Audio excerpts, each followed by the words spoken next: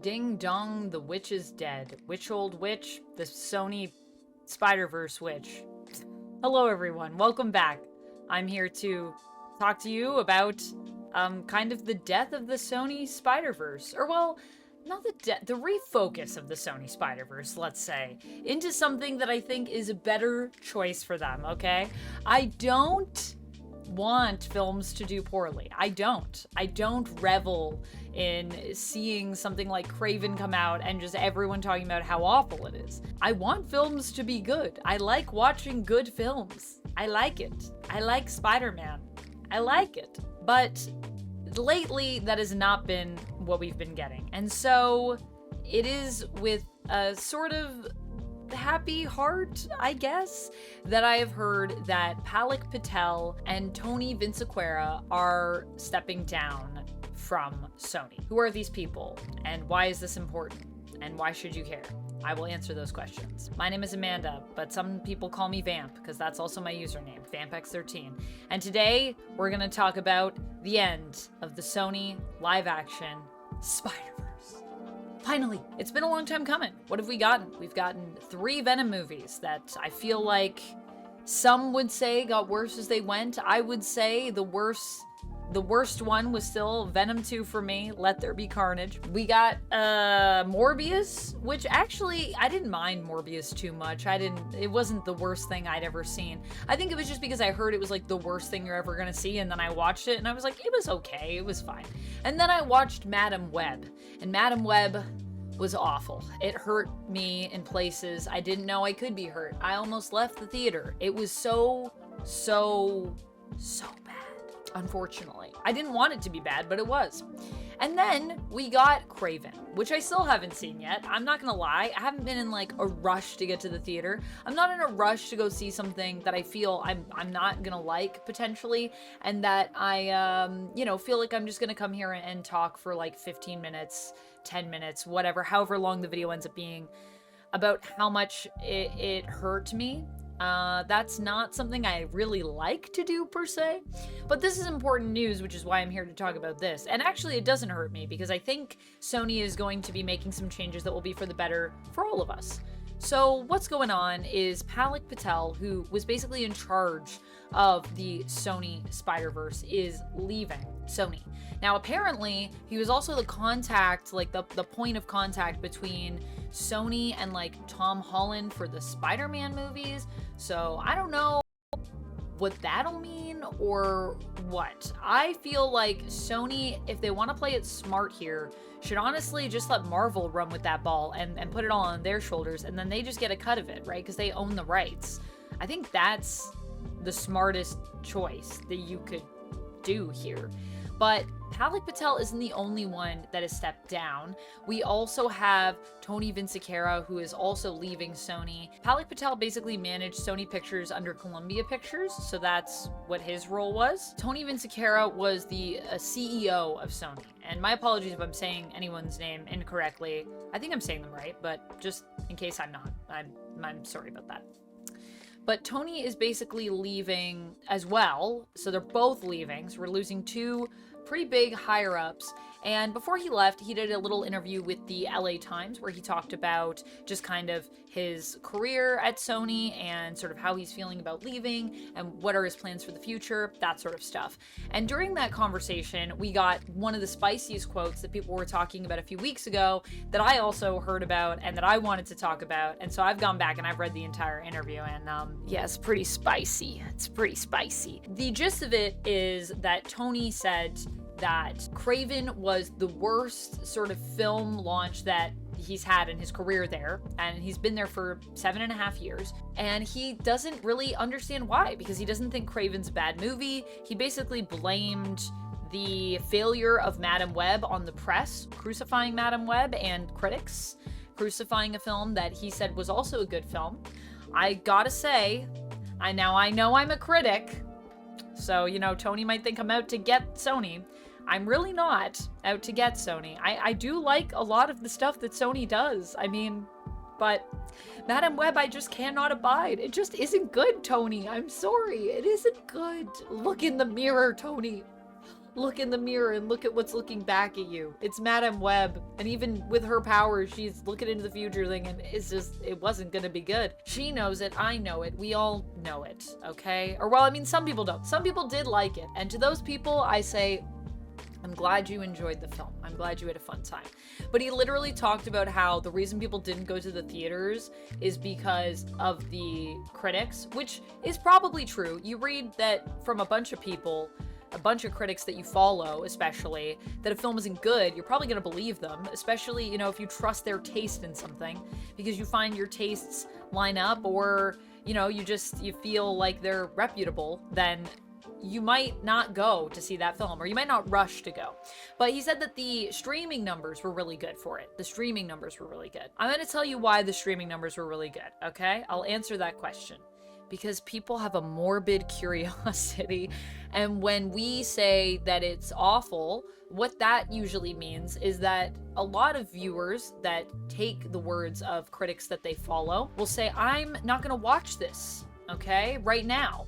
But if they're still curious about it, they will still watch it. And so they're waiting for it to come on streaming. And a lot of people, like with Morbius, watched it ironically, okay? They didn't watch it because they were super excited about Madame Web. They watched it because they heard it was awful, and they wanted to laugh at how bad it is, which is still at least entertaining. I mean, the one thing I'll say about Madame Web is it was bad, but at least it was funny bad, okay? That's why, I mean, Borderlands, not Sony, but Borderlands is a film that came out last year that was so bad, it was just painful. It wasn't even funny how bad it was. So at least Madame Web gave us a few laughs. At least we got that out of it. Same with Morbius. I mean, like I said, I felt Morbius was all right. It wasn't the best film I've ever seen. It has a lot of problems, but I still had a fun time with Morbius. And the parts that are bad, I think, are also kind of like goofy bad, like Matt Smith dancing. Goofy bad, you know? It's not really like so offensive, but it's also like, what are we doing? What are we doing with this? Why is our villain dancing? What's going on? I personally am interested to see where this goes, because they don't seem to have anything in place. There's not anyone that I think is stepping up into Palak Patel's role to take over the Sony films, at least not as far as I've heard in regards to the Spider-Verse that they were building, sort of the spider adjacent stuff without Spider-Man. But I feel like it will be an opportunity for them to just refocus on a lot of the animated stuff that they're doing, which is legitimately insanely good. Like, it's crazy to me because we obviously have a film like Madame Web that came from Sony, but then we also have Into the Spider-Verse and Across the Spider-Verse and To Be Beyond, which I think is going to be really good, Beyond the Spider-Verse. And there's going to be, I think, a Spider Noir show or a film or something they're doing with that. And I feel like that's great. But blaming the failure of some of these films on critics is just laughable to me, because it's not it's just the film isn't very good. And the other thing is that you guys are making weird choices about who you're making movies about. I mean, Venom, I'll give you. Venom is very popular. So that was a good idea, okay? And then we went to Morbius. That's the weirdest idea you could have had.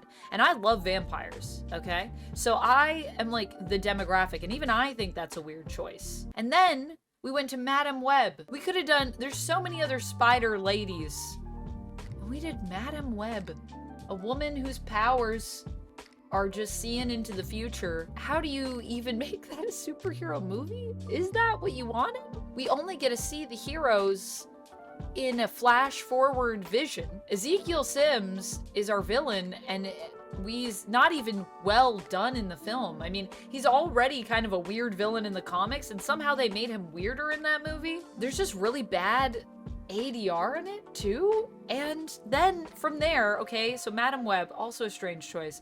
Then we went with Kraven. There's so many other Spider-Man villains you could have chosen before Kraven that I think might have been more interesting villains. And look, I don't mind Kraven. I don't hate Kraven or anything. Why? So I feel like this is a blessing in disguise for Sony. And I mean, to be fair to Tony's career there, I think he actually did do a lot to improve the company during his time there. Just movies, just don't blame the movies not doing well on the people watching the movies. Don't say it's not our fault that we made a bad movie. It's your fault that you didn't like the movie. It's like, what? But he did, I think, improve a lot of stuff. And I will say something that I learned in reading this article that I thought was kind of cool. Tony was talking about how he was able to give people like massive bonuses during his time there. And this is something that I looked into. Apparently, if you work at Sony corporate, so I think that's not just like their like heads. I think that's like anyone that works at Sony corporate. Although if you work at Sony or if you know any more about this, feel free to confirm in the comments. This is just my understanding of it and it could be completely wrong. I would like to just disclose that before I say this. But he was talking about how they get bonuses and he was able to give like just amazing bonuses every year. And so although Sony is lacking and maybe in some areas, in other areas it's crushing it. And also Crunchyroll. And also they have this cool thing called Alamo Drafthouse that I don't know a lot about, but I looked into it because of this article. And apparently it's like a movie theater with like strict etiquette rules, which thank the freaking Lord. I'm so tired. I'm so tired of people taking selfies in the middle of a movie and just talking loudly. And so many things have happened to me in films in recent years in movie theaters that I am like, what's happening? Are people okay? This is like Tommy Texter to like the nth degree in some cases. So they do that, but then they also give you food and dinner at the Alamo Drafthouse while you watch the movie, which sounds lovely and kind of sounds like the Cineplex VIP experience, which is one of my favorite film experiences, to be honest, when I go to the movies. If I can do VIP, I like to do VIP because it's just a lovely experience, unless I'm going to see a family movie, because VIP is 18 plus. So you can't bring kids, which means usually family movies aren't even in there. Anyways, now we're not even talking about Sony. So let me get back to the main point here. Basically, the bottom line is we've lost two major people that were connected to stinky things. Stinky things that I'm just like, thank goodness those things are done. I hope they remain done, and I hope you just let Marvel handle Spider-Man. Just, they've been doing a good job. Let them run with it for a bit. Or just give it back to them. Why won't you just give it back, Sony? Because you make money. I understand, but you have Crunchyroll. Do that. Honestly, that's going to be huge. It is huge, and it will continue to be, I'm sure. Although Crunchyroll raising their prices, I mean, that was also a whole thing, but that's a whole other video.